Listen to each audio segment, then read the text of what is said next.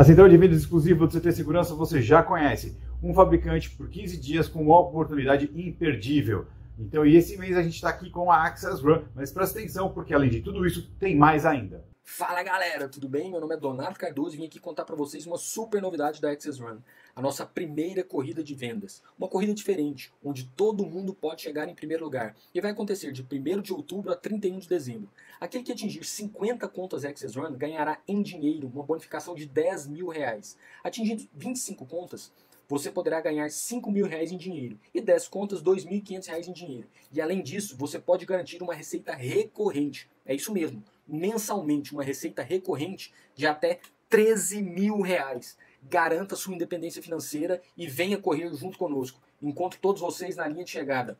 Um forte abraço e até lá. Composta desse equipamento OTS capaz de reconhecer smartphones e smart cards sem necessidade de seleção de portas ou pareamento. Também não depende de infraestrutura, nem de placas controladoras, nem de grandes servidores.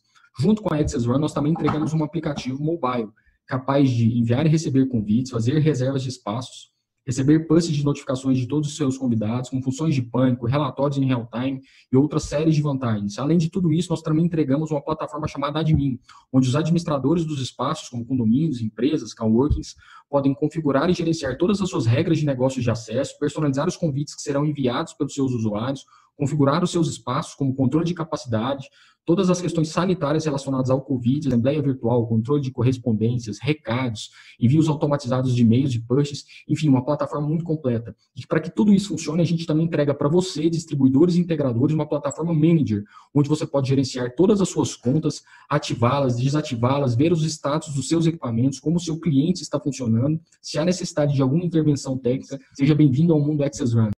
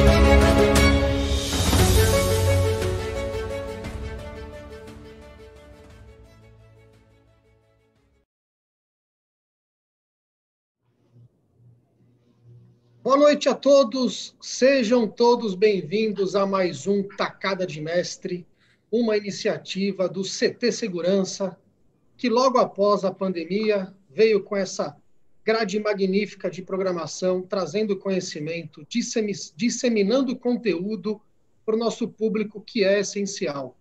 E nessa noite maravilhosa, desse calor magnífico em São Paulo, eu tenho dois grandes amigos, Dove, um craque, um gênio da arte de segurança, ele sabe disso, não adianta ele balançar a cabeça. Edgar Nogueira, meu contemporâneo de turma de CPUR, um grande amigo, nessa noite maravilhosa. E para a gente dar uma aquecida nesse programa, a galera chega cedo, viu, Edgar? Edgar não, Nogueira. Edgar... Nogueira. É para quem não lhe conhece, e eu posso dizer que lhe conheço bem.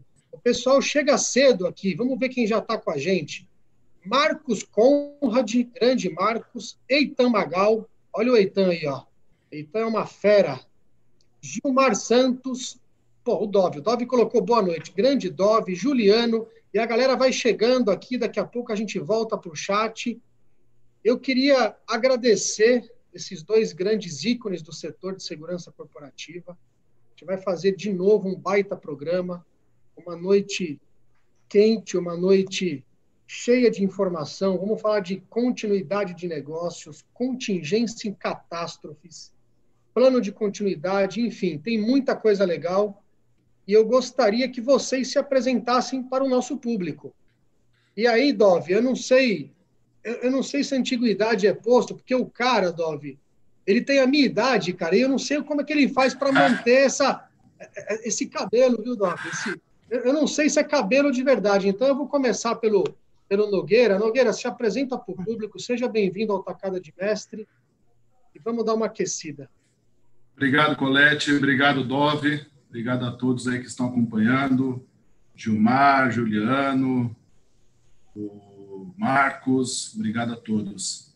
Bom, 2 carecas aí já saí no prejuízo, né? Mas tudo bem. Colete, muito obrigado pelo convite. Ao CT também, meus agradecimentos. Colete aí é uma amizade já se vão 25 anos. Então, a gente pode falar muito abertamente sobre qualquer tema, né, Colete? Vamos falar um pouquinho sobre minha trajetória, né, do que eu vivenciei na área de segurança. Eu sou, como o Colete disse, contemporâneo aí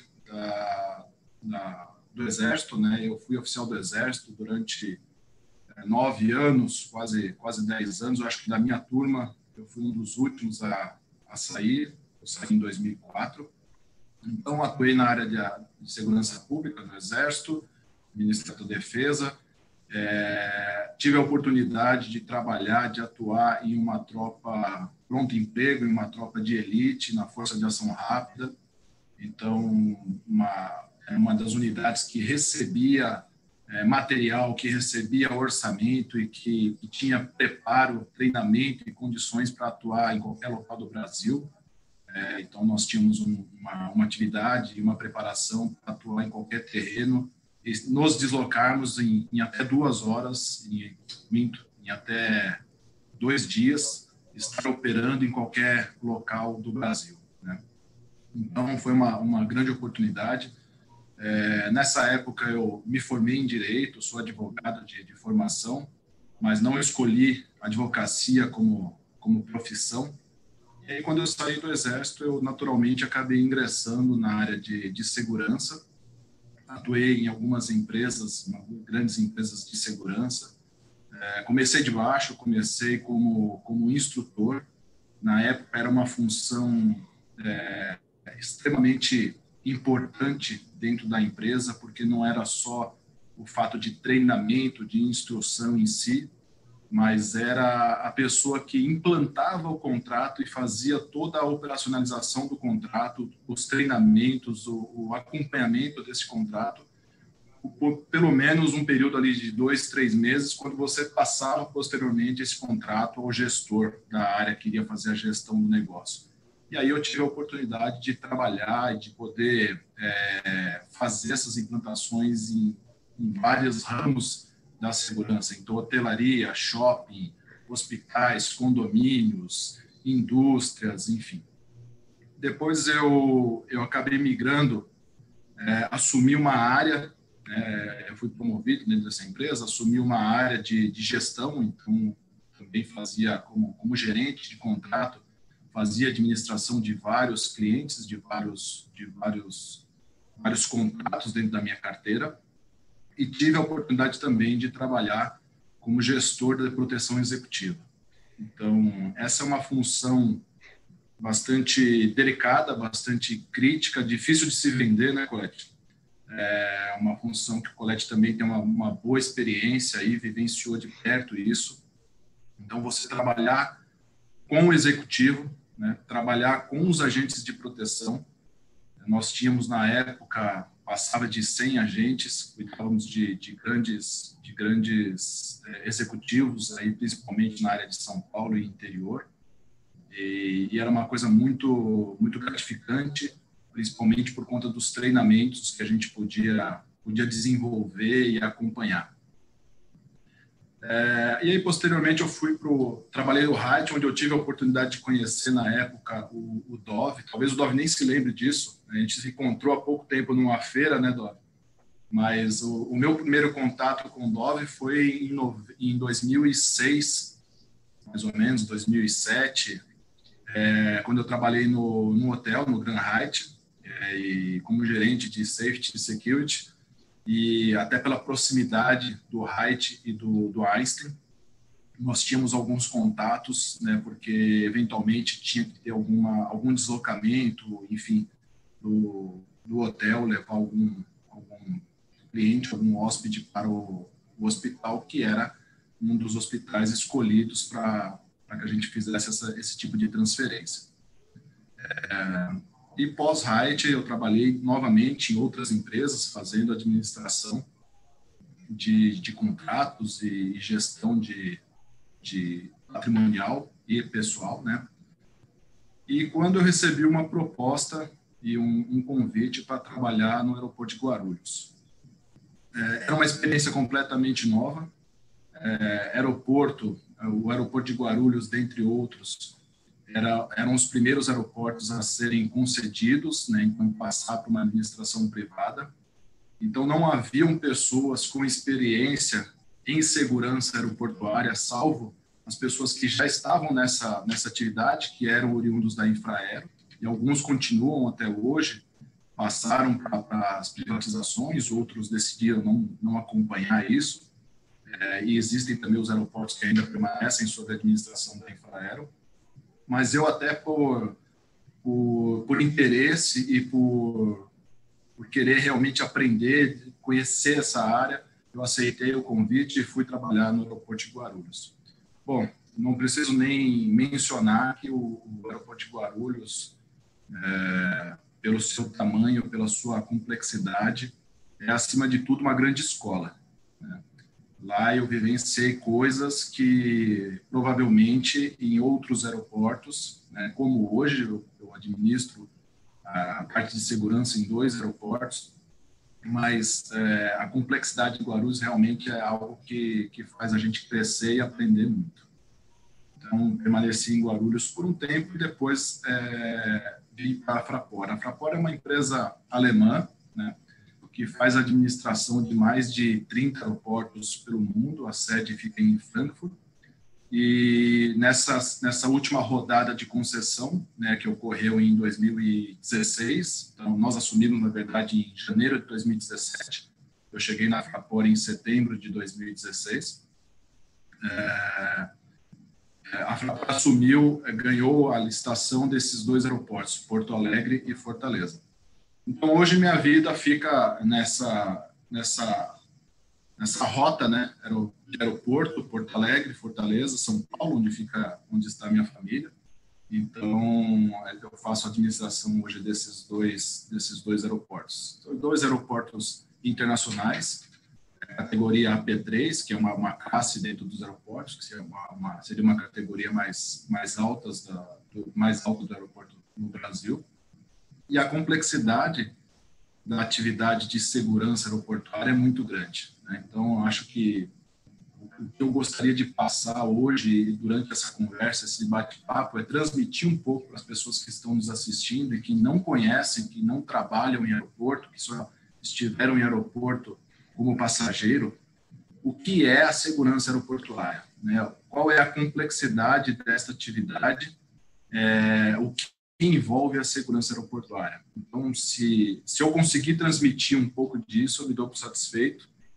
E, mais uma vez, agradeço e vamos em frente. Legal, Nogueira. Eu acho que é uma trajetória incrível. Eu sou um cara que assisto de forma assídua o programa lá de segurança em aeroportos, né? Eu não perco um. Já te vi no programa, então você, além de estar aqui no Tacada de Mestre, você é um cara famoso nas telas das televisões fechadas e abertas, então os programas são de fato incríveis. Eu acho que o trabalho de bastidores de operações dentro de um aeroporto, para quem já assiste aquele programa, tem um pouco de noção do que é a complexidade do tema segurança, de fato, de instalações e também a segurança do próprio voo, que a gente vai falar também sobre isso. Mas agora eu vou passar a palavra para esse craque, né? Esse cara camisa 10 do nosso setor, um cara que tem um conteúdo e um currículo incrível, com uma simplicidade que talvez é maior do que ele. Eu já cansei de falar isso para ele. O Dov é um cara simples, um grande amigo, um grande conhecedor e disseminador de conhecimento, por isso que eu te respeito, e o mercado te vê, Dov, como um grande mestre. Então, tê-lo aqui no Tacada de Mestre nessa noite, eu fico lisonjeado, e quando lhe fiz o convite e você aceitou, fiquei muito feliz. Agora, Dov, a palavra é tua. Ok, muito obrigado, Colette, muito boa noite. Boa noite, Edgar. Para mim é uma satisfação imensa poder estar participando da Tacada de Mestre, com profissionais como o Nogueira e contigo, e também honrar aqueles que nos antecederam nos programas, né? E os que virão aí na frente. Nós temos excelentes profissionais que estarão compartilhando também os seus conhecimentos, e para mim é uma grande satisfação, como eu disse, poder estar aqui. Agradeço também a toda a equipe do CT Segurança, em nome do Christian. Não vou declinar o nome de todos, mas em nome do Christian, peço que aceitem os meus cumprimentos também. E contar um pouquinho da história criança, disso também, se possível, só agradecer a presença dos amigos que estão aqui nos acompanhando. Estou vendo aqui a Érica, esta sim uma ícone do lado feminino, uma das damas da segurança. Érica, boa noite, seja muito bem-vinda. Também está aqui o Jair Gomes, tem aqui a Roberta Fonseca, tem bastante gente aqui conhecida. O Nascimento está aqui também, o Cabo Nascimento, enfim, várias pessoas, e entre eles, uma das pessoas que eu me espelho muito, que eu respeito bastante, que é o Eitan Magal. Então, Eitan, boa noite a você também e a todos que forem adentrando. Eu não vou declinar nome por nome, que eu tenho medo de ficar esquecendo alguém e, eventualmente, acaba ficando somente focado no agradecimento ao pessoal que está aí, mas não é esse o intuito. Eu fiquei feliz com o convite, como eu disse, para mim é uma satisfação poder compartilhar com vocês. Eu sou uma pessoa que gosta de compartilhar conhecimento, eu acho que de nada adianta a gente ter o conhecimento se nós não compartilharmos. Se compartilharmos, vira ensinamento, vira troca de experiência. E é por aí que a gente tem que ir. Senão nós vamos levar o conhecimento, já dizia o professor meu, provavelmente vocês conhecem, o Jonas, Jonas Alves da Silva, ele já dizia isso. No MBA ele falava, pessoal, se vocês levarem para baixo da terra o conhecimento de vocês, de nada terá adiantado a passagem aqui por cima. Então, a gente realmente tem que fazer o que o Colette está fazendo. E nessa pandemia, tocando já um pouquinho em algo estratégico, eu acho que é muito bacana que nós temos, até agora, 33 pessoas conectadas, mas eu tenho certeza que até o final do programa deve aumentar esse número, e além disso, o fato de ficar gravado, Colette, o que você está fazendo, junto com o pessoal da CT Segurança, que é propiciar um material de estudo, né, que pode ser visto depois, que vai ficar armazenado para difundir esse conhecimento para outras pessoas, e as pessoas poderem acessar, isso sim é a grande tacada do mestre, que foi você pegar e sacar isso, essa oportunidade para a gente poder estar compartilhando. Eu vou contar um pouquinho só para... Pode ser surpresa para muitos de vocês, Edgar Nogueira. Me lembro muito bem quando a gente se conversou, foi logo depois do simulado, um pouquinho antes, ou um pouquinho antes do simulado. Eu estou aqui no Einstein há 12 anos, no hospital. Eu venho, e talvez aí pode vir um negócio meio estranho para vocês, eu venho da indústria do turismo.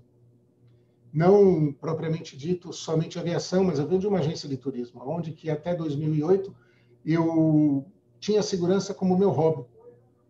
E aí em um determinado 2008 foi quando eu mudei de vida assim radicalmente, mas um pouquinho antes, eu conversando com um grande amigo da área da aviação, da época ele era da Continental Airlines, o Mário, ele virou para mim e falou assim, ele viu que eu estava chateado. Ele veio numa das visitas na agência, ele falou, e aí, cara, o que está te acontecendo? Eu peguei e falei para ele que era uma época muito conturbada, né, na área de turismo. Ele falou uma frase para mim que ficou marcada, né? Choose a job you love and you will never have to work a day in your life. Eu tenho isso escrito aqui no quadro que eu mantenho todo dia. Ou seja, escolha um trabalho que você ame. Assim você nunca vai ter que trabalhar na vida. E é verdade.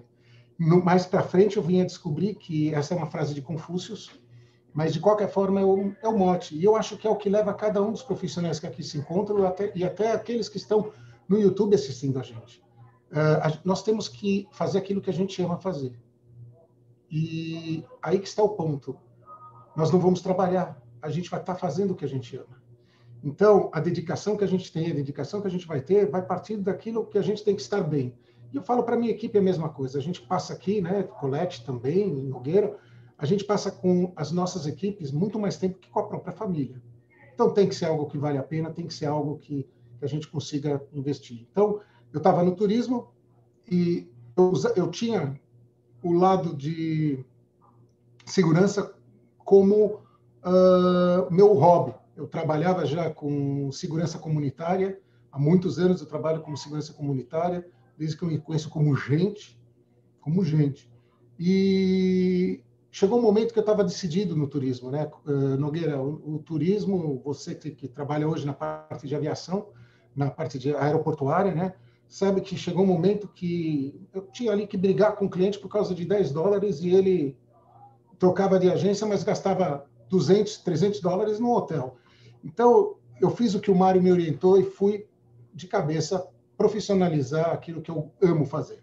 E, coincidentemente, comecei a fazer um MBA, que aí já fica também uma dica para todos, tem que investir na carreira, vocês têm que procurar investir. O autoinvestimento não é mais a empresa que faz o plano de carreira de vocês, é cada profissional que vai fazer seu plano de carreira. E conversando com amigos como o Eitan, conversando com pessoas como o Fernando Braffman, pessoas que são queridas e próximas a mim, fui procurar um MBA e acabei fazendo MBA na AMB Morumbi.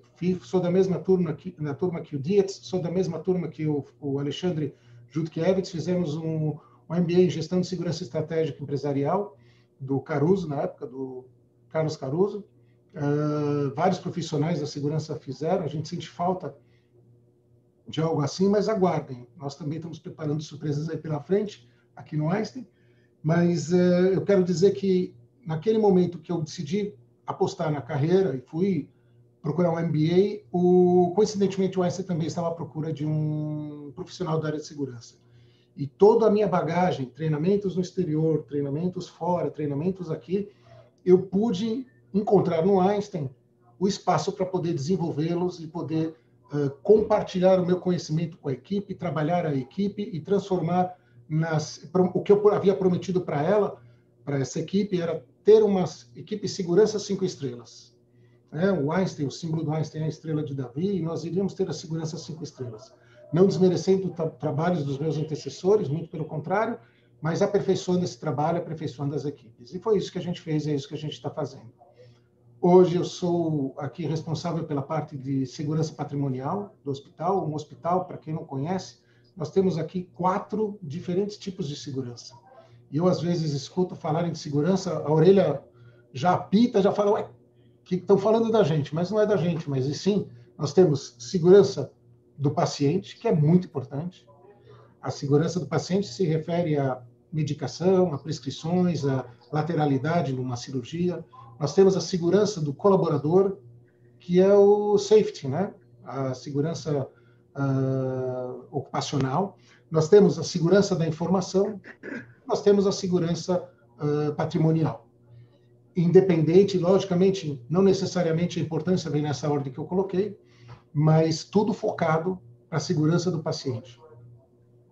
E aqui o trabalho é um trabalho árduo. A gente tem aqui, sou responsável pela parte de vigilância, os vigilantes estão comigo, a parte de prevenção e combate a incêndio, que é um tema bastante bacana, muito importante também, dentro da área hospitalar. Também está comigo a parte de CFTV. Nós temos um parque hoje aqui de mais de 2.100 câmeras, que acaba aumentando virtualmente, vamos assim dizer, com câmeras 360 graus que a gente tem também. Então, em locais que eu estou computando uma câmera, eu tenho uma que equivale a 4 câmeras, né? Então, isso daqui acaba dando para a gente um parque muito grande e que a gente administra por aqui. E além de fazer parte, como o Colette disse, do Comitê de Prevenção e Resposta à Catástrofe aqui do hospital. Nós vamos conversar, acho que num segundo momento aqui nesse bate-papo, e aí eu entro mais a fundo explicando um pouquinho o que é o comitê e o que a gente faz junto com as ações aqui do Einstein.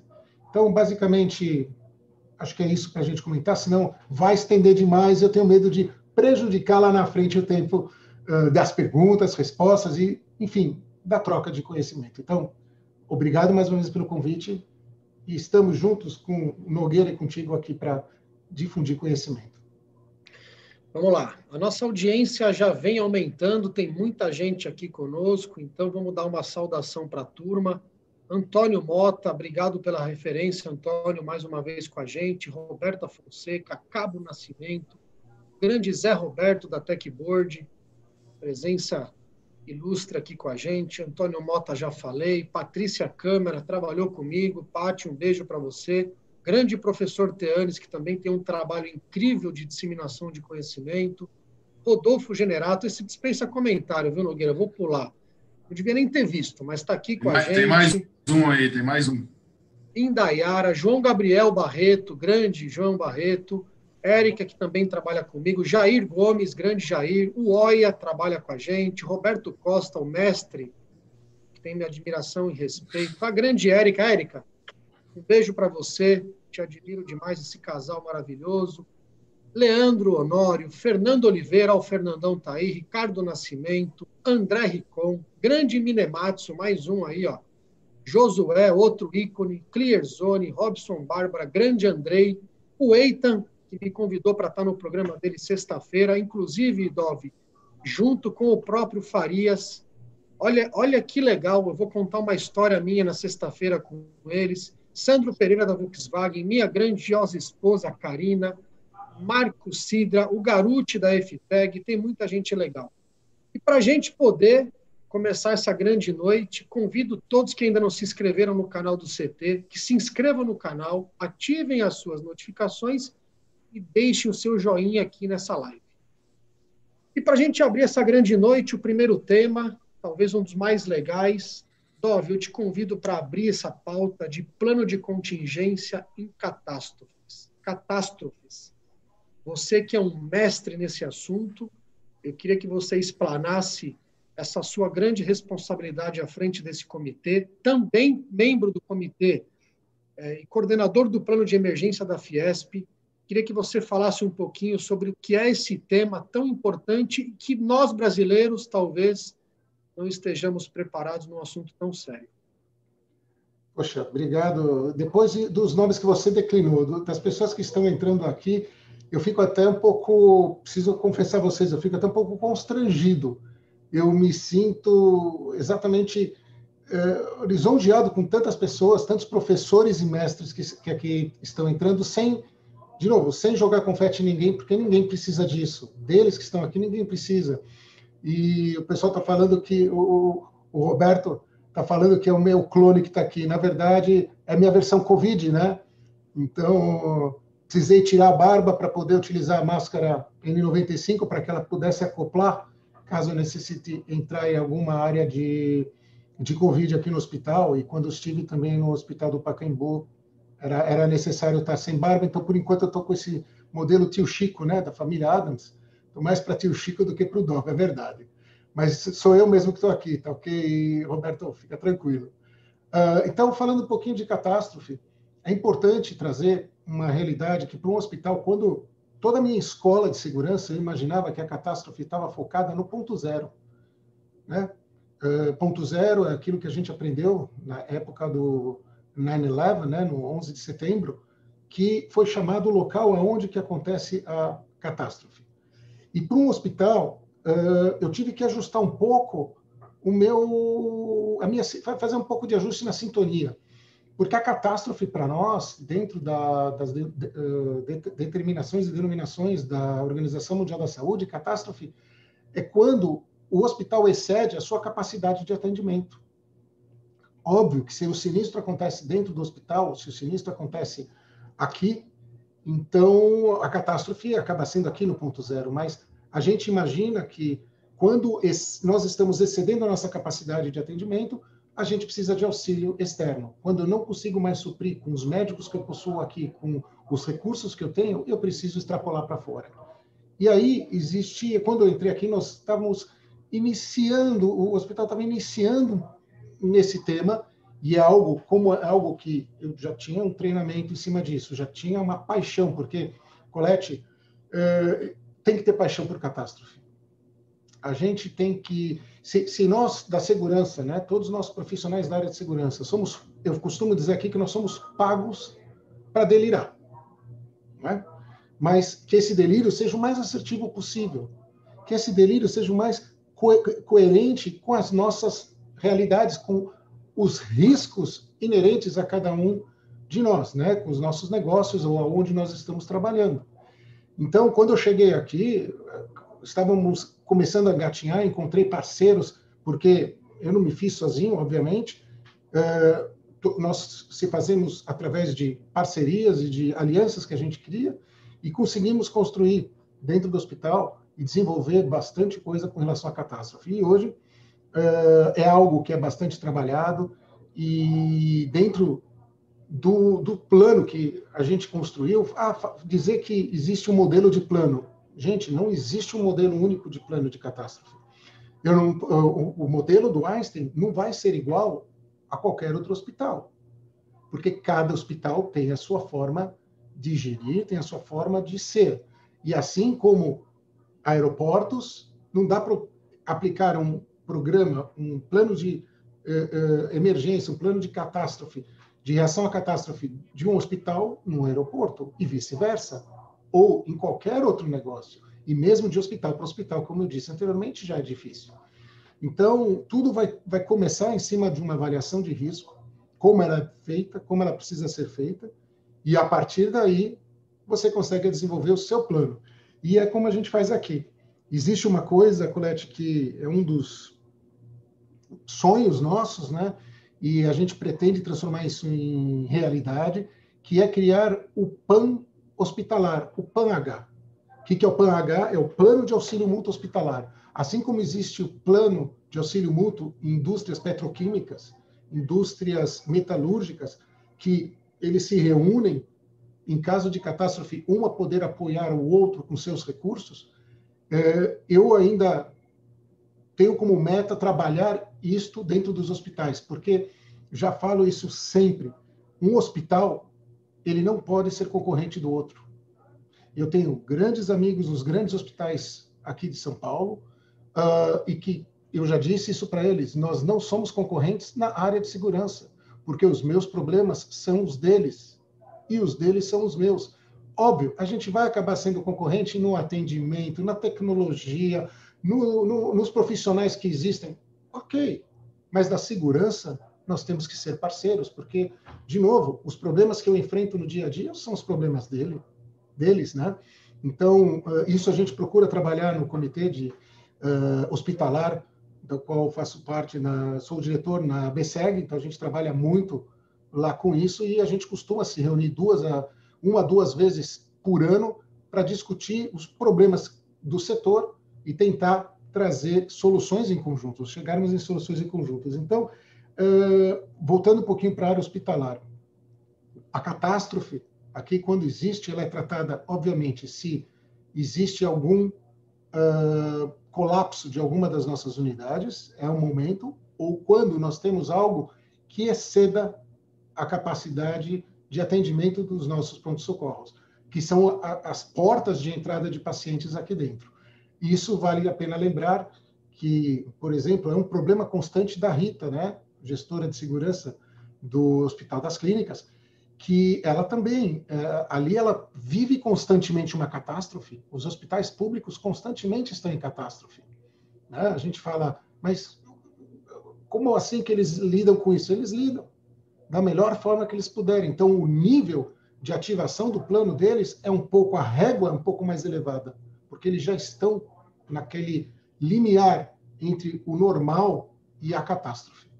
Então, é por aí, eu acho que tem que existir esse plano de auxílio mútuo hospitalar. E, Colette, eu tenho certeza que o que vai fazer diferença no momento de uma catástrofe, da reação para essa catástrofe, a forma de você lidar com essa catástrofe, vai ser o treinamento. E eu falo que o treinamento, eu estou insistindo que o treinamento é muito importante. A capacitação que você tem no treinamento, ela é ímpar. No treinamento você pode errar. No treinamento você pode descobrir ou identificar as suas oportunidades de melhoria, de cada um, do profissional que está ali atendendo, do profissional que está ali trabalhando, do profissional que elaborou o plano de catástrofe e achou, gente, isso não vai funcionar, vamos ter que trocar. Gente, nós temos que adaptar aqui, temos que adaptar ali. E assim, fazer com que o plano de catástrofe, a catástrofe na empresa, ela passa a ser um PDCA, um plano de melhoria contínua, aonde sempre ele vai ser visto, revisto, vai ser trabalhado, vai ser executado e melhorado. E aí nós vamos ter que voltar de novo para rever o conceito. Será que o que nós estamos fazendo está certo, está correto? E eu tenho certeza que na área da aeroportuária não é muito diferente disso, né, Nogueira? Passo para ti, acho que dá para fazer um link até para o Nogueira também poder falar um pouquinho, explicar um pouquinho sobre a catástrofe, né, na área aeroportuária, que eu tenho certeza que ele também tem muita bagagem e muito treinamento envolvido nisso. Perfeito, Dove, obrigado. Bom, como o Dove disse no início da sua fala aí, é um pouco complicado falar depois do Dove e falar para tanta gente aí que está nos ouvindo de peso. Muita gente boa aí nos ouvindo, com experiência, que conhece a fundo o assunto. Mas eu queria trazer 2 pontos, Colette, se me permite. Um é para quem ficar até o final, aí, se o Colette me permitir 1 minuto, eu vou fazer uma pergunta e se aceitar, quem acertar vai receber um chocolate de Gramado aqui. Passa os dados para o Colette, eu vou mandar uma caixa de chocolate de Gramado.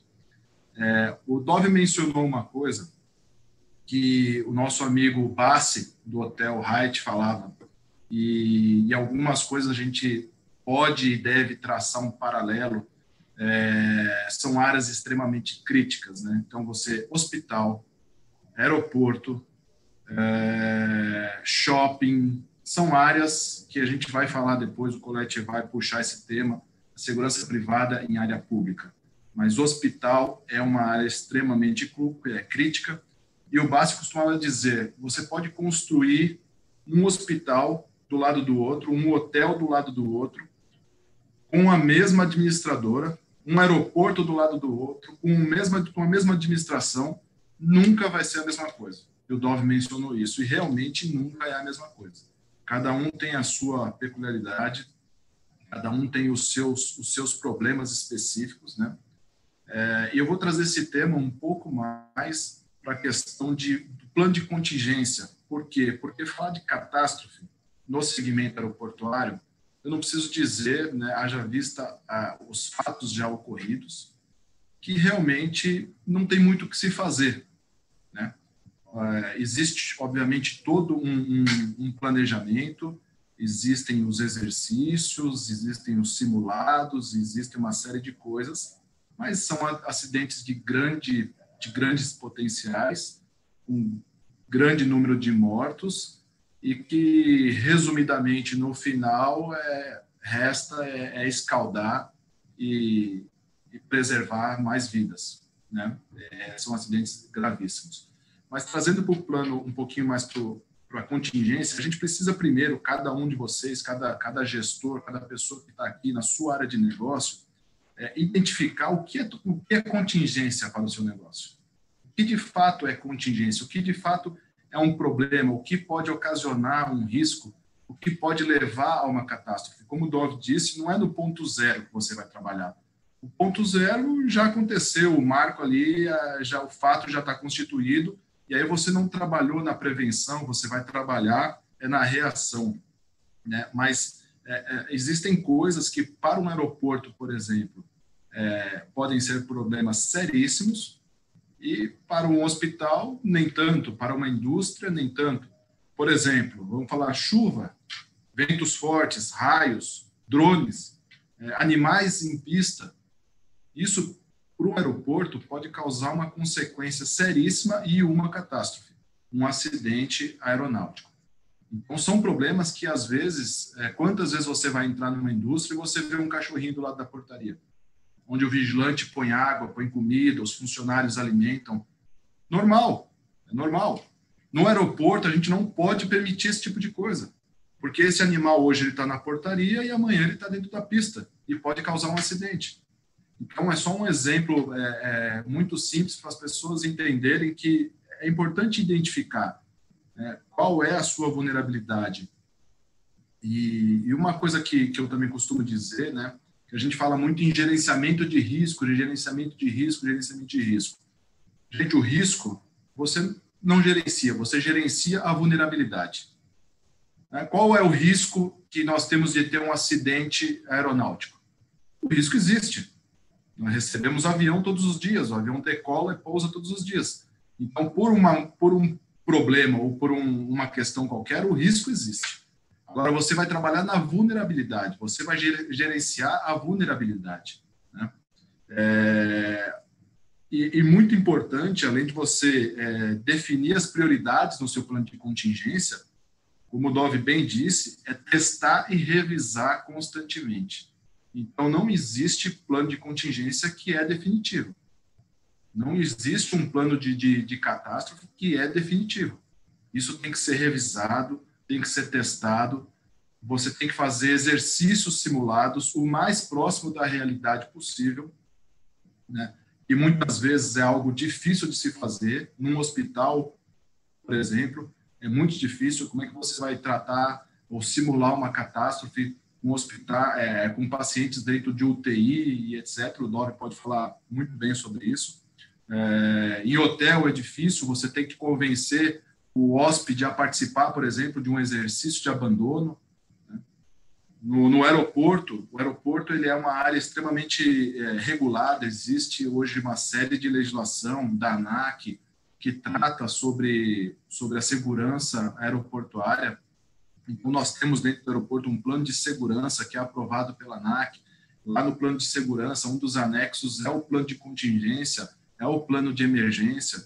Nós temos o COI, que é a Central de Operações de Emergência, que ele é constituído em uma dessas situações para que faça todos os acionamentos, siga todos os procedimentos já estipulados no plano de segurança, quem aciona, quando aciona, o que cada órgão faz, né? É importante salientar que dentro do aeroporto nós temos a grande maioria dos órgãos públicos, né, órgãos anuentes. Então, eu tenho aqui Polícia Civil, Polícia Federal, Polícia Militar, ANAC, Receita Federal, Vigiagro, Anvisa, né, todos esses órgãos trabalhando e vivendo aqui dentro do aeroporto. Então, numa contingência, cada um desses entes, um representante desses entes, deve ser acionado, companhia aérea, deve ser acionado para fazer parte do COI, da estrutura do COI, e tomar as providências que têm que ser tomadas. Isso tudo ele é bem regulado dentro da aviação. Ele é bem estipulado dentro da aviação. Agora, uma coisa é ter o plano no papel, e a outra coisa é você ver isso na prática funcionando. Nós temos exercícios que são obrigatórios, devem ser feitos pelos aeroportos, pela administração aeroportuária, anualmente, em alguns casos a cada 2 anos. Então, eu tenho o exercício que é o ESAIA, por exemplo, que é de apoderamento ilícito de aeronave, e o exercício simulado de bombas. Então, toda a segurança aeroportuária, toda a questão AVSEC, que a gente chama, né, ela é voltada para o terrorismo. Ela é voltada para uma grande catástrofe. Agora, quem é que está preparado para um grande evento desse? Não existe preparação prévia. Nós treinamos, nós temos os exercícios, nós executamos, mas realmente preparado, eu sou honesto a dizer e acho que não existe país preparado. Existe o país mais bem preparado, mais bem treinado, com mais testes, com mais simulados, mais 100% preparado. Você diz, não, vai acontecer isso, eu vou reagir dessa maneira, nada vai falhar, vai dar tudo certo. Não existe. Não existe. Então, nós estamos falando de áreas, né, e de catástrofe que realmente elas são previsíveis até certo ponto. E a partir daí, como o Dov disse, são coisas que você tem que administrar e saber como proceder quando acontece. Dentro dos aeroportos também, só para contextualizar, nós temos salas de crise, nós temos uma área somente para gestão de crise. Então, eu tenho uma área que fica normalmente junto à central de segurança, ou próximo da central de segurança, onde é possível eu transmitir todas as imagens do aeroporto, onde é possível eu isolar, por exemplo, um grupo de negociadores que vai falar com a aeronave, com a torre, com o sequestrador que está dentro da aeronave, onde é possível eu ter o contato de rádio direto com a torre, com a aeronave, onde é possível eu ter um outro grupo, que é um grupo operacional, que vai trazer para dentro dessa sala, desse complexo, todas as informações que a Polícia Federal, que o grupo de operações tático, que a companhia aérea, que as pessoas que estão administrando a crise precisam, né? Então, eu preciso saber, por exemplo, qual é a capacidade da aeronave, quantos passageiros cabem na aeronave, se tem alguma carga perigosa dentro da aeronave, quais a lista de passageiros, se tem algum procurado, enfim, todas essas informações. Existe um grupo de apoio que também vai trazer material, iluminação, alimentação para esse complexo, né? E, além disso, a gente não pode se esquecer nunca que as contingências, elas sempre tendem a evoluir, ou seja, a piorar. Então, a partir do momento que você tem, imagine, um acidente aeronáutico, você tem um grande problema na mão. Só que isso não administrado, ele se torna um problema ainda maior, porque vai começar a chegar a imprensa no aeroporto, vai começar a chegar familiar, vai começar a chegar gente curioso, gente desinformada, chega de tudo. E você tem que administrar isso. Você, além desse complexo, você tem que ter locais para receber, pessoas preparadas para falar com a imprensa, pessoas preparadas para lidar com esse tipo de situação. Como o Dove disse, falar de catástrofe, né? Além de a pessoa gostar, tem que estar no sangue ali, tem que estar na massa, a coragem para receber, para descer lá na operação, para ver sangue, para lidar com esse tipo de problema. E isso não é qualquer um. Na teoria, muitos falam. Agora, na prática, não são todos que têm essa aptidão para lidar com isso no dia a dia. Então, é um fato que precisa ser muito bem trabalhado dentro da organização, e seja ela qual for, né? Nós já tivemos diversos exemplos aí de catástrofes pelo mundo, aí de acontecimentos até recentes, sérios, né? Por exemplo, do que aconteceu agora, do armazenamento lá do porto que explodiu, né? E vocês imaginem, existem as imagens todas circulando aí pela internet, que a gente vê que muito provavelmente foi uma imprudência, foi uma imperícia, mas, enfim, não interessa, aconteceu. E aí a organização tem que estar preparada para lidar com isso. E nem sempre a gente está preparado, ou nem sempre as organizações estão preparadas. Mas o foco aqui que eu acho, principalmente, que eu deixo aqui é definir as prioridades dentro da contingência, quais são as prioridades, testar o plano de contingência e revisar esse plano de contingência. Acho que isso é o principal para lidar com uma situação dessa.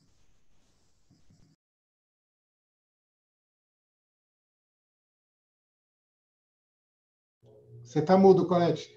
Se a gente for falar dos 4 itens aqui, tem assunto para pelo menos umas 3 lives.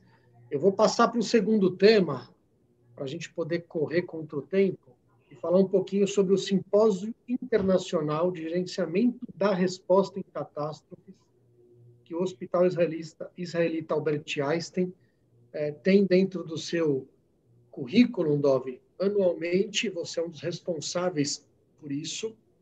E aí faço uma conexão também com o Nogueira sobre o simulado do Hyatt, na época, à frente da gestão de segurança daquele grandioso hotel.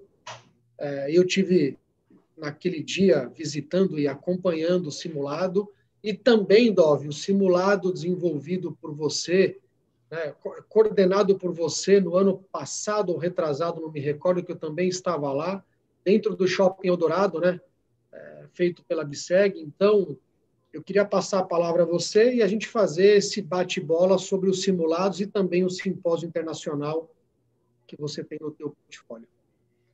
Legal. O Simpósio Internacional de Gerenciamento à Resposta à Catástrofe é um evento que, graças a Deus, nós estaríamos no 6º ano, realizando ele em maio deste ano, e, lamentavelmente, por causa da pandemia, foi cancelado, porque nós estamos ainda vivendo o que pode se chamar de uma catástrofe real, né? Cada um no seu grau de crise, de catástrofe, mas é o que todos nós passamos. Então, em maio, o pico da crise aqui em São Paulo, né?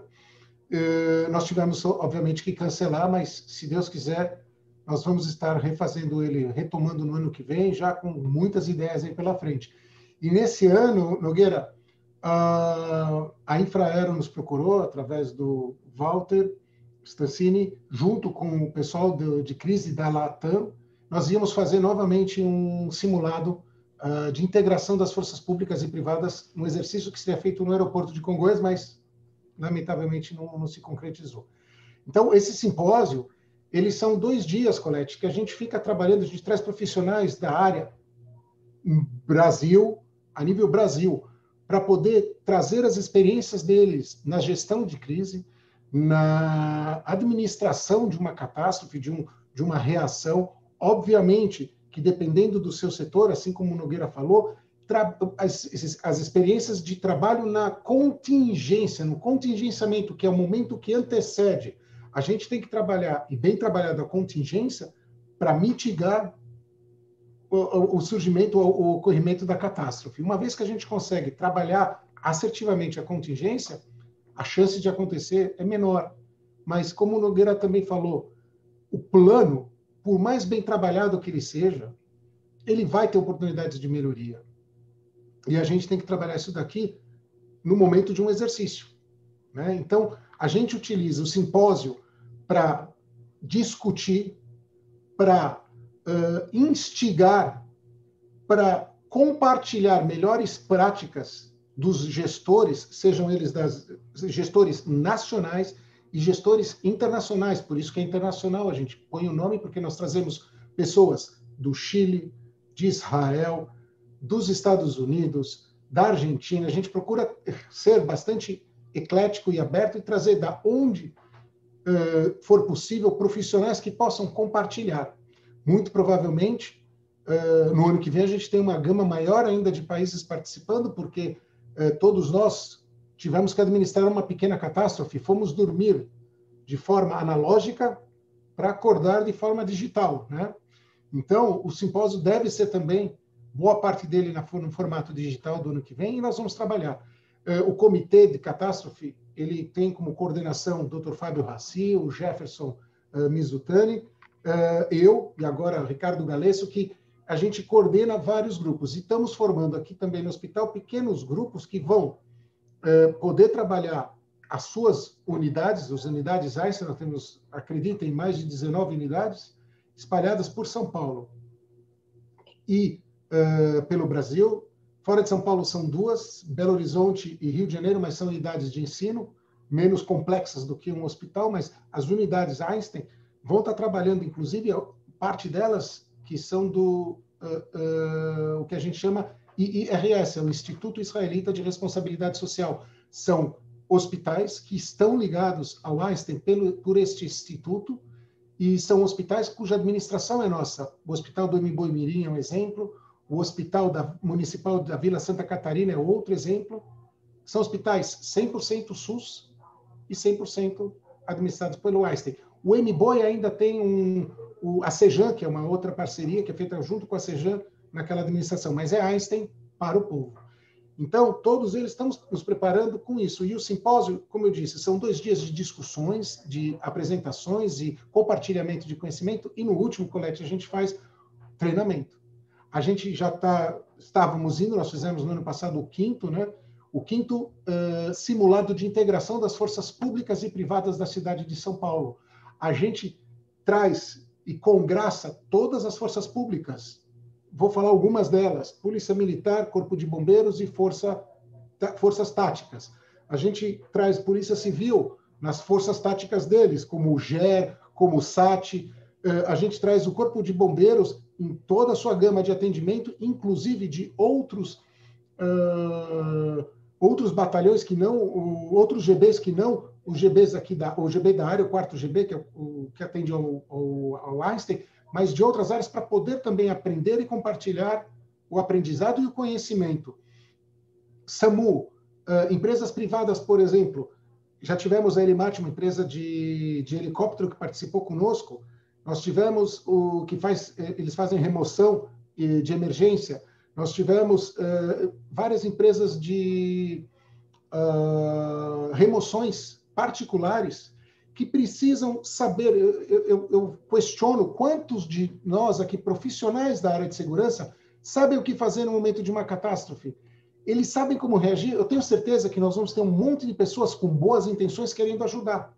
Mas quantos deles sabem que eles têm que procurar o posto de comando quando chegar no local, se apresentar com a lista daquilo que ele tem para poder contribuir naquele momento e ir para o ponto de gerenciamento de recursos, né, o ponto de concentração de recursos, onde que de lá ele vai ser demandado. Quantas pessoas sabem disso? E, na melhor das boas vontades, vão querer ajudar, mas vão estar atrapalhando se não souberem como fazê-lo. Então, a gente traz, nesse exercício, a gente coloca as forças privadas, a gente coloca, Colete, o agrupamento de escoteiros, Colete. Mas você está louco? O que escoteiro pode ajudar na catástrofe? Muito! Eles podem fazer várias ações que, eventualmente, alguém de uma força pública estaria fazendo, como, por exemplo, controlar o trânsito, não desmerecendo essa função, mas eles atuam desta forma e deixam o policial, o profissional que está melhor capacitado para outros atendimentos ir lá fazê-lo. Ah, mas como fazer, aonde fazer, tem que ser em cima do simulado. Você comentou o simulado que o Nelson, na verdade foi o Nelson, o gestor de segurança do Shopping Eldorado, realizou. A gente esteve lá somente fazendo uma consultoria amiga, nós estivemos ali dando um apoio para ele e auxiliando na elaboração, como a gente faz com vários outros colegas nossos, já fizemos em várias outras indústrias, também que nos chamam para que a gente ajude. O Einstein tem isso no DNA, que é o compartilhamento do conhecimento. Então a gente vai, ajuda a fazer os simulados, ajuda a fazer os trabalhos, a gente acaba participando de uma certa forma, cedendo o nosso pronto-socorro para receber as vítimas, se for o caso. Então, tudo isso é um aprendizado, mas, de novo, é o exercício. O segredo disso é o exercício, é o exercício e é o exercício, a gente poder treinar. E já no ano passado, nós fizemos o 5º, que foi um acidente de ônibus. Nós simulamos um acidente de ônibus aqui na Jorge Saad Abdallah, uma rua próxima do estádio do Morumbi. E uma das coisas mais emocionantes foi ouvir do Tenente Mininel, do Corpo de Bombeiros, da Polícia Militar, do Estado de São Paulo, falar: gente, este foi um dos melhores simulados que nós fizemos. E o Mininel está conosco desde o simulado número 2. Esse foi o 5º ano passado, né? E ouvir das forças falando que esse foi o que se superou. E eu perguntei, mas por quê? Ele falou, porque nós trabalhamos de forma mais assertiva. Nós conseguimos integrar várias forças que antes a gente imaginava que não pudéssemos. Por uma questão de, não sei se vocês se lembram, no ano passado, em maio, teve uma movimentação no SAMU de São Paulo que acabou gerando um certo desconforto, e nós não tínhamos essa força do SAMU trabalhando conosco que todo ano está. E aí nós trouxemos para trabalhar SAMUs de cidades circunvizinhas a São Paulo, Diadema, ABC, eles vieram participar do simulado. E é uma força que, no momento de catástrofe, toda e qualquer ajuda é muito bem-vinda, desde que desde que essas forças saibam como interagir, como lidar com os administradores da cena, né? Então, eles tiveram uma grande oportunidade de saber como interagir com os bombeiros, qual a linguagem a ser utilizada, e mais, os bombeiros falaram, nós lidamos com eles como se estivéssemos lidando com o SAMU de São Paulo. Foi fantástico. O Grau, por uma falta de médicos momentaneamente, também não pôde participar no dia. Quem supriu foi SAMU, do ABC de Diadema. Eles supriram isso para nós. Para nós não, para a sociedade, porque os maiores beneficiados disto tudo, os maiores beneficiados dos exercícios que são feitos, é o munícipe, é o contribuinte que está lá e tem a certeza de que a força está sendo preparada. E nós aproveitamos para testar nossos planos de catástrofe, que Nogueira, exatamente como você falou, nem sempre aquilo que está mil maravilhas, né? Então, a gente fala, puxa, olha, está falho aqui ainda. Este não é o local ideal para a gente colocar esse tipo de vítima. Vamos trabalhar desta forma no próximo. E no próximo, às vezes, nem aquilo que você corrigiu é o ideal. Mas, pessoal, uma catástrofe, ela não tem data para acontecer, você nunca, ou melhor, é difícil você prever o que vai acontecer naquela catástrofe, quando ela vai acontecer, obviamente, a quantidade de vítimas, enfim. Num exercício, você tem a data, você tem o tema, que você consegue controlar, e você tem a opção de cancelar no momento que precisar, caso tenha algum problema. Então, o exercício é muito rico, o exercício é o momento de se errar. E isso fecha o simpósio. Então, voltando para o tema, é importante a gente poder estar com isso ativo e dentro do DNA do Einstein, isso daqui é bem claro a necessidade de se capacitar. Eu vi, se você me permite, eu vi que uma das colocações ali no chat, Colette, foi colocado, se não me engano, pelo Fonseca, eu acho, que ele fala que tá aqui, olha. Ele fala que nos negócios aeroportuários ou hospitais é relativamente comum essa preocupação. É verdade. É verdade. Existem normas que o Nogueira tem que seguir, ele já comentou. Existem padrões que eu também tenho que seguir, normas que eu também tenho que atender para poder estar qualificado ou eu poder estar acreditado por alguma organização. E o que é importante dizer é o seguinte, ele fala assim que é difícil extrair tudo para o mundo corporativo regular. Eu concordo em parte, porque essa dificuldade ela pode ser minimizada pelo gestor de segurança que vai saber como lidar, como sensibilizar a alta gestão da empresa, a alta direção da empresa, com um tema que o Nogueira falou muito bem. Às vezes as pessoas têm uma certa aversão, né?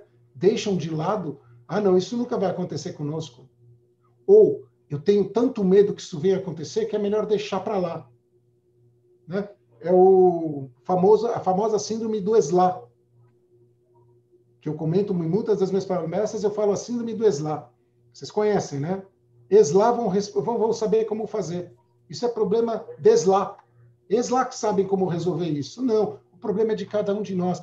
E se nós pudermos e conseguirmos sensibilizar a alta direção das nossas empresas, com certeza vai se tornar algo fácil ou menos difícil, e nós vamos ter, de novo, parceiros na alta direção que vão comprar essa ideia para o próximo tema que o Colette vai querer tocar, que seria manter um plano de contingência, um plano de continuidade de negócios, um Business Continuity Plan, um BCP ativo e assertivo para a solução de uma potencial catástrofe que venha a acontecer.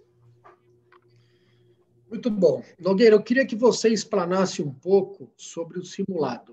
O simulado que eu estive na data, que aconteceu no Hyatt. Eu acho que foi uma baita experiência você no noticiário. Se todo mundo der um Google hoje, eu fui resgatar a matéria para poder relembrar como é que foi. Como é que foi a preparação? O que isso agregou dentro da tua função em gestão e também para a equipe de operação na ponta naquele momento? Colette, eu vou falar um pouco rápido sobre isso, mas eu não posso deixar de fazer um comentário a respeito do que o Dove explanou. O Dove faz um trabalho excepcional à frente desse grupo, fazendo a gestão desse grupo. Eu acho que uma das coisas talvez mais difíceis é justamente essa integração entre os órgãos públicos. Recentemente nós tivemos nos aeroportos vários episódios, vocês acompanharam, de ações ocorrendo em carros fortes, de roubos, com pessoas armadas de fuzil dentro dos aeroportos. Aconteceu em Campinas, aconteceu no Galeão, aconteceu nos aeroportos. Isso está na mídia, não estou falando nenhum segredo. Nós tomamos a iniciativa aqui em Porto Alegre, em Fortaleza, de fazer o primeiro exercício simulado de ação contra carro forte dentro dos aeroportos. Por quê? Porque, como eu disse, eu tenho aqui dentro a minha Polícia Federal. A minha Polícia Federal não, é a Polícia Federal do aeroporto. Eu tenho a Polícia Federal aqui trabalhando no aeroporto. Eu tenho uma base da Polícia Militar, que é um destacamento aéreo aqui de asa móvel. Eu tenho também a Polícia Rodoviária Federal. Tudo muito próximo das áreas onde são feitas essas operações. E aí, numa das reuniões que nós fizemos com todos esses órgãos, pessoal, está todo mundo aqui, cada um nessa posição, a ocorrência é essa, o que a gente faz? Quem é que vai agir primeiro? Por quê? Porque pela legislação, quem atua num ato de interferência ilícita, né, que vai dar o combate para o ato de interferência ilícita, se isso for algo realmente confirmado e que está em andamento, é o COT, é o grupamento especial da Polícia Federal de Operações que está lá em Brasília. O COT vai demorar no mínimo 2, 3 horas para chegar em qualquer um dos aeroportos fora ali da área de Brasília. Então, nós temos durante essa 2 horas, 3 horas, alguém vai ter que tomar alguma providência.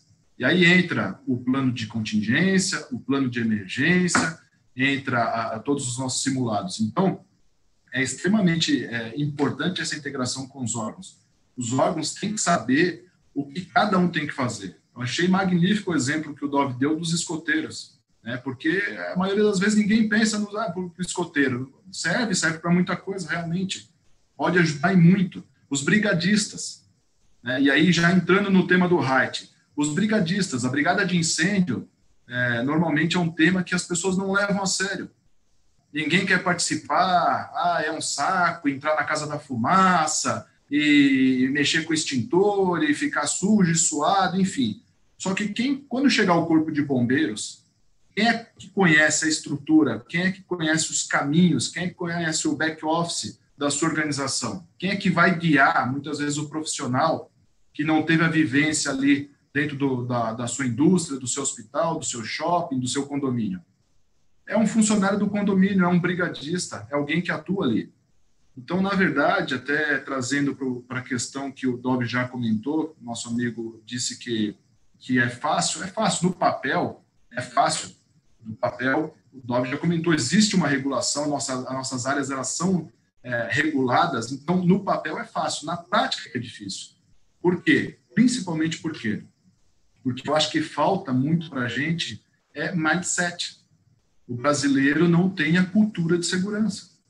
O brasileiro, ele não pensa em segurança. Então, o Colette teve a oportunidade de acompanhar, por exemplo, esse exercício que nós fizemos no RAIT, que era um exercício de abandono, evacuação, envolvia o Hospital Einstein, envolvia todas as empresas de ambulância, de transporte, de emergência, corpo de bombeiros, o prédio que na época ficava ao lado, que era o prédio da Nestlé, onde se utilizava o heliponto. Então, só que você tinha 25 andares para o bombeiro subir todo equipado para fazer um resgate de um ferido lá de cima. Obviamente, por se tratar de um treinamento, nós avisávamos todos os hóspedes, deixávamos as mensagens no apartamento, era opcional a participação, e por incrível que pareça, isso é uma coisa que eu gostaria de destacar e chamar a atenção aqui, 100% dos hóspedes que participavam do exercício eram estrangeiros. O hóspede brasileiro não participava do exercício. Por quê? Para que eu vou descer a escada? Para que eu vou descer a escada de emergência? Para que eu vou participar do exercício? A teoria da negação, que o Dov muito bem chamou de ESLA. ESLA fazem... Estou respondendo um e-mail, daqui a pouco eu desço. A teoria da negação nunca vai acontecer. Então, eu não preciso... O hóspede entra no hotel, né? Qual de vocês... talvez o pessoal aqui de segurança talvez faça isso, mas a maioria entra no hotel e nunca parou para ler aquele alerta que está atrás da porta que diz onde fica a rota de fuga. Então, o cara está dentro do quarto e ele não faz a mínima ideia de onde fica a rota de fuga. Se pegar fogo, para onde eu vou, como vou, quando vou. Ele não sabe. Então, o brasileiro, infelizmente, ele tem essa falsa percepção que ESLA, né, isso aí vai ficar na moda agora, viu, Dó? Ele tem a falsa percepção que eles lá vão responder, que eles lá vão resolver, que eu não preciso participar, que eu não preciso saber. Então, quando nós fizemos esse treinamento lá, não foi o primeiro, e obviamente não foi o último, uma sequência, mas foi um dos que eu participei que a gente mais envolveu órgãos e o transporte, inclusive, de helicóptero, e, enfim, envolveu muita gente, como os exercícios que o Dov faz. Ficou nítido que o brasileiro ele não tem interesse em participar desse tipo de treinamento, porque ele acredita que nunca vai acontecer. Só que o dia que acontece, ele é o primeiro a sofrer o impacto, né? E quando nós estamos falando de hospital, de aeroporto e dessas infraestruturas críticas, nós não temos tempo para pensar, nós não temos muito tempo para reação. A reação tem que ser rápida, a resposta tem que ser rápida. E a gente vai entrar num outro tema aí, que é a continuidade do negócio, que é algo extremamente complexo também dentro das nossas atividades. Então, muitas vezes, uma falta de energia que é complexo para qualquer atividade, você imagina uma falta de energia no hospital, né? Aqui no aeroporto, nós fazemos diversos simulados, como eu já mencionei, alguns obrigatórios e outros não, mas você tem simulado de abandono de prédio, você tem o simulado de apoderamento ilícito, você tem simulado de bomba, você tem o simulado de operação de baixa visibilidade, você tem simulado de carro forte, você tem simulado de transporte de preso, você tem simulado de transporte de órgãos, você tem vários simulados que podem ser feitos para que, no caso de uma contingência, no caso de realmente uma necessidade, a gente saiba o que fazer. Mas eu acho que a cultura do brasileiro precisa ser mudada. Então, uma das coisas que a gente trabalha e que, inclusive, é alvo de teste, da nossa parte, teste da agência reguladora, por exemplo, é a bagagem desacompanhada. Então, na França, nos Estados Unidos, em Israel, na Alemanha, né, na maioria desses países, a pessoa vê uma bagagem desacompanhada, vê um objeto isolado, suspeito, dentro do metrô, dentro do aeroporto, ele jamais se aproxima. Ele não se aproxima, ele avisa a autoridade e se afasta do objeto. Por quê? Porque já aconteceu. No Brasil, como nunca aconteceu um grande desastre assim, o que a pessoa faz? A primeira coisa que ela faz é se apoderar do negócio, ou levar para um balcão de informações, ou procurar um funcionário, ou muitas vezes ela vai embora para casa. Então, é cultura de segurança que falta. Alguém pode falar, é questão de educação, é questão, sim, tem uma série de coisas por trás disso, mas principalmente a cultura de segurança. As pessoas que estão aqui, que lidam com segurança patrimonial, por exemplo, qual que é o grande problema de condomínio? De quem faz segurança em condomínio? É você convencer a moradora, o morador, que é proprietário do imóvel, a abaixar um vidro ou a fazer uma identificação correta. Por quê? Porque o cara está enchendo o saco dele, né? Por que eu sou morador e tenho que abaixar o vidro? Por que eu sou morador e tenho que me identificar? Por que isso, por que aquilo? Porque nunca é problema dele. Até o dia que tem um arrastão dentro do condomínio, aí se torna um problema dele também. Então, eu acho que é uma coisa que nós temos que trabalhar muito dentro de qualquer área da segurança, é a cultura, né, dos nossos funcionários, do nosso C-Level, da nossa diretoria, da nossa gerência, do menor cargo ao maior cargo. É entender o porquê da segurança, o porquê das nossas atividades, o porquê de um bom planejamento, o porquê do treinamento. Né? Algumas organizações sequer conseguem envolver um diretor, um C-Level em um treinamento. Eles não participam. Né? O gerente de segurança cuida, o diretor de segurança cuida, então não é necessária a participação. Será? Será que não é necessário? Então, acho que essa cultura a gente tem muito a crescer, a desenvolver ainda no Brasil. Muito bom, Nogueira. A gente já está com o tempo quase que estourado. Daqui a pouco o pessoal do CT puxa a minha orelha aqui. Eu queria só saudar a participação do Beni. O Beni está aqui com a gente, presidente da ACES São Paulo, meu contemporâneo aí dentro dessa missão, desenvolver mais ainda a ACES Brasil. Beni, um beijo, um abraço para você. Valeu de você estar aqui com a gente. Dove, se você tentar encurtar a sua colocação em BCP, eu consigo ainda discutir mais um tópico e a gente passa para as perguntas. Se você quiser complementar o BCP, a importância do BCP dentro da sua estrutura vai ser de grande importância, senão a gente caminha para o próximo item. Então, rapidamente falando, dá para a gente falar novamente de análise de risco, né? Para a gente poder estipular o que é importante dentro de um BCP, dentro de um plano para continuidade do nosso negócio, caso aconteça algum tipo de situação, a gente tem que fazer a avaliação do quais são os riscos que nós estamos inerentes, né? E um deles, o Colette bem comentou, seria a parte de falta de energia, né? Num bate-papo que a gente estava tendo, ele falou que talvez falta de energia, sim. Imagina um hospital trabalhando sem energia suficiente para poder atender as cirurgias, ou num colapso na região aqui, nossa, do Morumbi, ou de alguma de outras nossas unidades, que a gente não tenha energia para poder contingenciar e continuar com algum tipo de cirurgia. É inadmissível. Nós estamos trabalhando com vidas a mão quente, né? Nós estamos trabalhando com vidas o tempo todo. Então, só para dar uma noção rápida para vocês, hoje nós temos 100% das nossas unidades, elas possuem contingenciamento, por exemplo, de energia. Nós temos usinas e nós temos no breaks e nós temos geradores que estão aptos a fazer. Aqui no Morumbi, ano passado nós concluímos um plano diretor de power, que está na responsabilidade do gerente nosso de manutenção, obras e manutenção. Você lembra, Colette e Nogueira, numa ExpoSeg, o Arnaldo veio palestrar junto comigo falando sobre infraestrutura, ao convite do Tácito.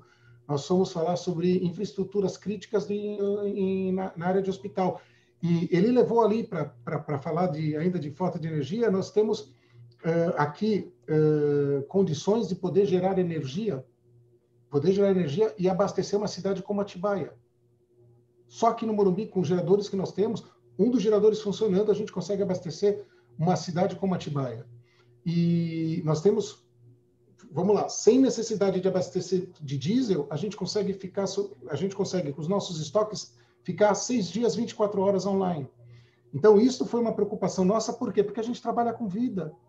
Ninguém da diretoria quer depois chegar e ter que se expor e explicar para uma família que, lamentavelmente, houve uma perda porque nós fomos negligentes em não ter uma contingência com relação à energia. Então, eu estou tomando liberdade de focar na energia para a gente não abrir o leque, mas, obviamente, BCP não é somente energia, BCP é muito mais do que isso. Todos nós tivemos problema quando foi a greve dos caminhoneiros, todos nós temos problema quando nós temos greves de motoristas de ônibus que impactam no nosso negócio. Então, temos que analisar e tentar trabalhar isso de forma mais assertiva. De novo, eu estou parecendo superficial, mas eu acho que no pouquinho espaço que sobrou, dá para a gente comentar. Eu acho que isso daqui atende e fica o gostinho de quero mais, né? Para uma próxima vez a gente poder voltar e poder falar de outras coisas que não conseguimos complementar na live. Está contigo. Não tenha dúvida, a gente vai falar em outra oportunidade sobre a segurança da aviação, não somente da parte patrimonial. O Nogueira vai voltar aqui para falar sobre a VSEC com a gente.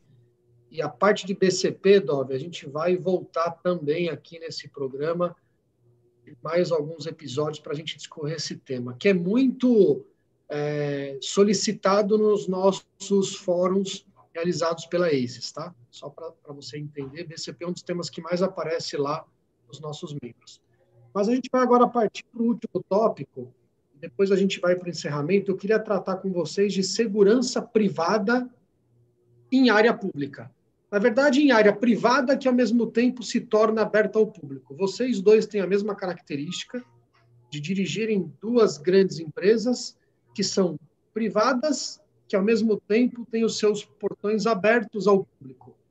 Isso deve ser um grande dificultador, né? Porque por mais que você tenha a porta aberta ao público, ao mesmo tempo você pode tentar caracterizar ou não o acesso de algumas pessoas. Como é que é feito isso, Nogueira, no aeroporto?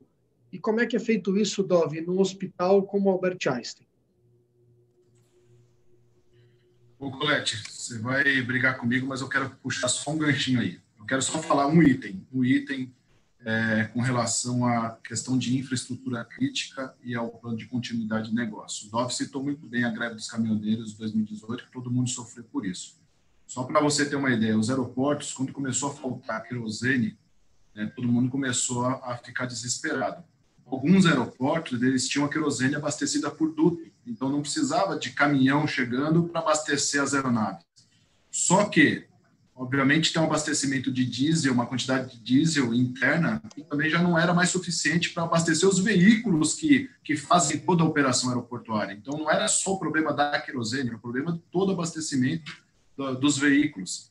E existe um decreto, que é o decreto 9.573 de 2018, que ele fala sobre segurança, a Política Nacional de Segurança e Infraestrutura Crítica, né? Esse decreto ele tem o prazo de 2 anos, que dá agora em 22 de novembro, para entrar em vigor. Agora, é o que o Dove citou lá no começo, quando a gente estava falando da questão de segurança, da carreira. A carreira de segurança ela tem que estar na mão de cada um. A carreira não pode ser do diretor, da empresa, a carreira é tua, né? É a mesma coisa, se a gente for esperar uma ação do governo federal, do governo estadual, de alguém para tratar de infraestrutura crítica, que incorpora aí hotéis, hospitais, aeroportos, rodoviárias, etc., nós não vamos ter nunca isso. Então, a gente não pode ficar esperando, os gestores têm que agir. Fazer segurança privada em área pública, Colete, é algo que deveria ser estudado pela NASA, né? Literalmente não é algo fácil. Você tem ali o local aberto 24 horas por dia, 7 dias por semana, né? Então, alguns problemas que eu tenho aqui, que com certeza o Dove e outros aí que estão nos assistindo também tem. Você tem ambulante, você tem pedinte, você tem motorista clandestino, você tem furto, você tem roubo, você tem tráfico de drogas, você tem tráfico de moedas, de dólares, etc. Você tem uma série de problemas dentro da tua área, né? No aeroporto, talvez até um pouco mais, um pouco diferente, porque o aeroporto ele está sob concessão, o aeroporto não é nosso, ele é concedido, nós fazemos a administração, né? Só que quem é que, no final das contas, pode tomar ação? Quem é que tem o poder de polícia de agir? Não é o aeroporto, são os órgãos públicos. Então, mais uma vez, vem a necessidade de ter uma boa interação, de ter grande contato com os órgãos públicos. No final das contas, são os órgãos públicos que vão agir. Obviamente, você trabalha com inteligência, você trabalha com monitoramento, você trabalha com uma série de medidas preventivas, mas, no final das contas, quem vai fazer a ação é o órgão público. Você precisa de alguém ali para tomar a ação. O aeroporto ele é uma das atividades que eu julgo, pelo menos aqui, das que eu trabalhei, muito complexa, a mais complexa talvez, porque nós temos aqui transporte de pessoas, que é nosso business, transporte de carga, armazenamento de carga perigosa, transporte de animais, né? Eu tenho operação de transporte de valores, operações médicas, transporte de órgãos, escolta de presos, escolta de autoridades, né? Lojas, tem praticamente alguns aeroportos estão virando aí shopping center, então você tem a praça de alimentação, você tem lojas dentro do aeroporto, caixa eletrônico, enfim, uma série de atividades. Então, é muito importante ficar claro, dentro de uma administração, uma segurança privada em área pública, que no final das contas, a ação ela é do órgão público. Você pode adotar uma série de medidas, existem medidas que você pode adotar para coibir isso, para mitigar, para diminuir, mas eliminar de vez, a gente sabe que depende basicamente de uma ação pública. A gente vive, são áreas que você é o reflexo do caos social. Então, quando você tem alto número de desemprego, o número de ambulante e de pedintes aumenta, né? O número de pessoas morando próximo ou até dentro de um terminal, ele aumenta. Então, isso é um reflexo da sociedade. E nós temos que lidar com isso no dia a dia, algumas vezes até apoiar, ajudar as pessoas, né, na medida do possível, mas a integração com o órgão público para que possa fazer a ação e o planejamento do que fazer, de como fazer, é essencial. Muito bem, Dove, vou pedir a sua contribuição, e aí tem uma pergunta que eu vou fazer essa dupla resposta com vocês e a gente parte para as considerações finais. Você está no mudo, Dove. Pronto, já soltei. Eu diria o seguinte, concordo com o gênero, número e grau que o Nogueira acabou de dizer. É importante falar o seguinte, isso eu já comentei contigo, Colette, numa ocasião. Igual ao hospital, existem somente aeroportos, portos, rodoviárias e rodoviárias, portos, aeroportos, hospitais e rodoviárias, que possuem a mesma característica de nós, que é você concentrar no mesmo local todas as sensações do ser humano. Você tem pessoas que estão alegres, você tem pessoas que estão tristes, você tem pessoas que querem aprontar, você tem pessoas que estão angustiadas, você tem pessoas que estão nervosas, na expectativa de uma resposta, na expectativa de encontrar algum parente, algum paciente. Enfim, todo mundo junto, no mesmo local. Isto é uma concentração de sentimentos que está sempre latente para uma explosão, né? Uma explosão no bom sentido, mas eu digo o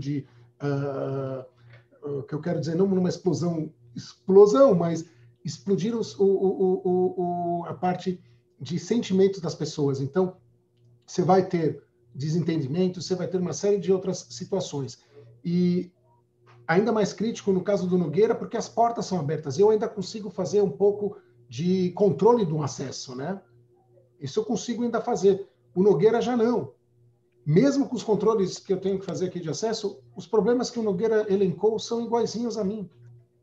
E eu tenho certeza que numa rodoviária não é muito diferente, e eu também tenho certeza de que em portos também não é diferente. Então, todos esses locais que eu comentei, eles com certeza estão juntos com o mesmo problema, entre o privado e o público. E você trabalhar em conjunto com as forças públicas é a melhor solução para você poder ter uma resposta assertiva. Muito bem. Tem uma pergunta aqui do Andrei. Eu preciso encerrar o programa antes das 21, senão eu vou apanhar aqui da nossa organização. O Andrei Alves é um grande amigo, Andrei Alves Tadeu, empreendedor da área de tecnologia da Esparta. Ele faz uma pergunta e eu queria uma resposta rápida de vocês dois, né? O Andrei fala assim, qual a importância de manter a tecnologia adequada para a inibição, tratamento e diminuição do impacto de catástrofe? Gostei da pergunta. Muito boa, muito boa. Edgar, você quer começar? Fica à vontade. Um minutinho, Edgar. Eu acho que até menos. É extremamente importante, Andrei. Eu não vejo hoje nós evoluímos em algo bem planejado sem o envolvimento da tecnologia. A tecnologia ela tem que acompanhar, né? Seja para uma gestão de uma catástrofe, um plano de contingência, um plano de segurança. A tecnologia ela tem que acompanhar. O problema, ou na verdade, a solução é que a tecnologia não vai fazer tudo sozinha. Ela nunca vai fazer tudo sozinha. Ela precisa de alguém atrás. Então, não adianta você ter, como eu tenho aqui, uma central de monitoramento excelente, você ter câmera térmica, você ter radar, você ter alarmes e etc., e não ter ninguém para agir. Então, a tecnologia ela é fundamental, a gente deve cada vez mais investir em tecnologia, mas nós nunca nos podemos esquecer do fator humano. Existe alguém ali atrás daquele monitor, existe alguém que está fazendo esse trabalho e que precisa saber o que fazer e como agir. Mas acho que não tem como você executar um bom planejamento sem tecnologia. Dove? É isso mesmo. Eu ia justamente tocar nesse ponto. A tecnologia é importante. A tecnologia, temos que lembrar o seguinte, quem faz a tecnologia é o homem. Quem usa a tecnologia é o mesmo homem. E de nada adianta se você tem uma tecnologia sem ter alguém capacitado para usá-la, alguém que saiba como usá-la, quando usá-la e para que usá-la. Então, só complementando aí o que o Nogueira falou, é exatamente isso. Eu ia dar exatamente a mesma resposta. Pessoal, chegamos ao fim de mais uma grande noite. Eu acho que ficou gostinho de mais uma live com vocês dois. Então, se preparem que o convite vai vir. Tem muito tema para a gente falar. Foi mais uma grande noite. Eu acho que, mais uma vez, alto nível. Eu queria agradecê-los, vocês dois, em terem aceito o convite, agradecer ao nosso público. Já vou falar quem vai estar comigo na próxima quinta-feira e passo as considerações finais a vocês dois. Vou deixar um beijo para todo mundo, uma excelente final de semana. Nos vemos na quinta que vem. Quem vai estar comigo quinta que vem é o Carlos Machado, que está aqui com a gente no chat. É o responsável por security no Mercado Livre. Vou colocar ele na parede com algumas perguntas. E o segundo convidado ainda é uma surpresa. Vai estar com a gente na próxima quinta-feira. Durante a semana a gente vai divulgar os dois painelistas, o Machado mais o segundo. Mais uma vez, um beijo para vocês todos e a palavra das considerações estão com vocês. Mais 30 segundos para cada um e nos vemos na quinta-feira que vem. E deixem aí o seu joinha, se inscrevam no canal e esperem o vídeo do nosso patrocinador, Alexandre Chaves. Um beijo, obrigado pelo apoio.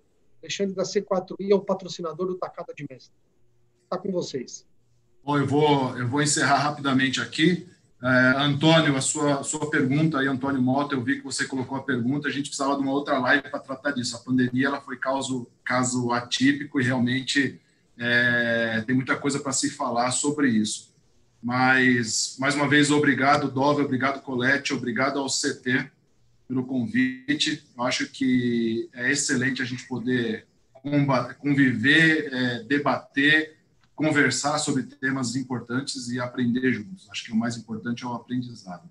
E aí eu vou deixar, enquanto o Dove faz a resposta dele, eu vou deixar uma pergunta aí, e quem acertar, o primeiro que responder no chat aí, eu prometo que vou mandar uma caixa de chocolate. Eu quero saber o que os nossos clientes, aeroporto e hospital, têm em comum. O que eles têm em comum? Vou dar uma pista aí, mais fácil ainda. O que eles não querem?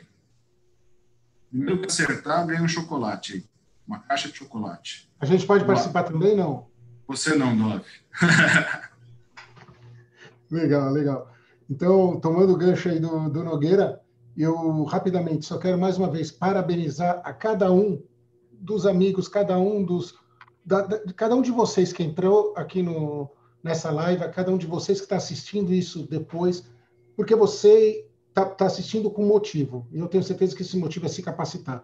Agradecer ao Colette por favorecer com que esse aprendizado exista e, obviamente, a CT Segurança, que também está fazendo com que o conhecimento esteja sendo difundido. Modestamente, espero ter contribuído com algo que a gente termine esta noite um pouco mais de sapiência, um pouquinho mais de conhecimento do que quando a gente iniciou e que vocês também estejam terminando essa noite com um pouquinho mais de conhecimento. Um beijo para cada um de vocês que estão aí conosco e parabéns por terem entrado, parabéns por terem se preocupado, cada um com si próprio, no aprendizado e desenvolvimento da própria carreira. E foi um prazer estar aqui com o Edgar, com o Nogueira, e foi um prazer estar aqui contigo, Colette, também. Nogueira, você tem mais 5 segundos para sortear, não, para dizer que quem foi o vencedor. Ninguém acertou. Eu vi a Cristiana, ainda era, ninguém foi. Na verdade, o que eles não querem é estar onde eles estão. O cliente do Dove, o hospital, ele não quer estar dentro do hospital. E o meu cliente, ele também não quer estar aqui no aeroporto, ele quer estar no destino. O importante para ele não é aqui, o importante é o destino. E no hospital, 100%, tirando o Dove que está lá trabalhando e gosta da atividade, não quer estar lá. Um abraço a todos, muito obrigado. Pessoal, um beijo no coração, nos vemos quinta-feira que vem, 19h30. Sucesso, nos vemos lá, bom final de semana. Se cuidem, fiquem com Deus. Tchau, tchau.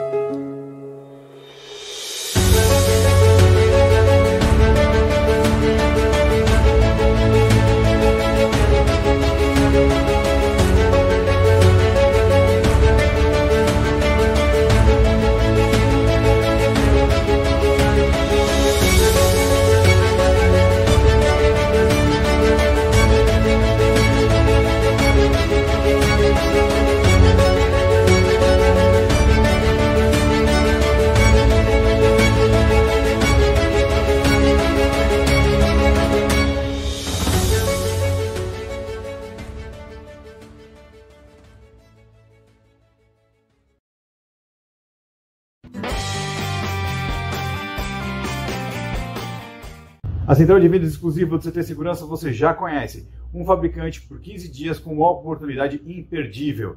Então, e esse mês a gente está aqui com a Access Run, mas presta atenção porque além de tudo isso, tem mais ainda. Fala galera, tudo bem? Meu nome é Donato Cardoso e vim aqui contar para vocês uma super novidade da Access Run. A nossa primeira corrida de vendas. Uma corrida diferente, onde todo mundo pode chegar em primeiro lugar. E vai acontecer de 1º de outubro a 31 de dezembro. Aquele que atingir 50 contas Access Run ganhará em dinheiro uma bonificação de R$10 mil. Atingindo 25 contas, você poderá ganhar R$5 mil em dinheiro e 10 contas R$2.500 em dinheiro. E além disso, você pode garantir uma receita recorrente. É isso mesmo, mensalmente uma receita recorrente de até R$13 mil. Garanta sua independência financeira e venha correr junto conosco. Encontro todos vocês na linha de chegada. Um forte abraço e até lá. Composta desse equipamento OTS capaz de reconhecer smartphones e smart cards sem necessidade de seleção de portas ou pareamento. Também não depende de infraestrutura, nem de placas controladoras, nem de grandes servidores. Junto com a Access Run, nós também entregamos um aplicativo mobile, capaz de enviar e receber convites, fazer reservas de espaços, receber pushes de notificações de todos os seus convidados, com funções de pânico, relatórios em real time e outras séries de vantagens. Além de tudo isso, nós também entregamos uma plataforma chamada Admin, onde os administradores dos espaços, como condomínios, empresas, coworkings, podem configurar e gerenciar todas as suas regras de negócio de acesso, personalizar os convites que serão enviados pelos seus usuários, configurar os seus espaços como controle de capacidade, todas as questões sanitárias relacionadas ao Covid, assembleia virtual, controle de correspondências, recados, envios automatizados de e-mails, de pushes, enfim, uma plataforma muito completa. E para que tudo isso funcione, a gente também entrega para você, distribuidores e integradores, uma plataforma Manager, onde você pode gerenciar todas as suas contas, ativá-las, desativá-las, ver os status dos seus equipamentos, como o seu cliente está funcionando, se há necessidade de alguma intervenção técnica. Seja bem-vindo ao mundo Access Run.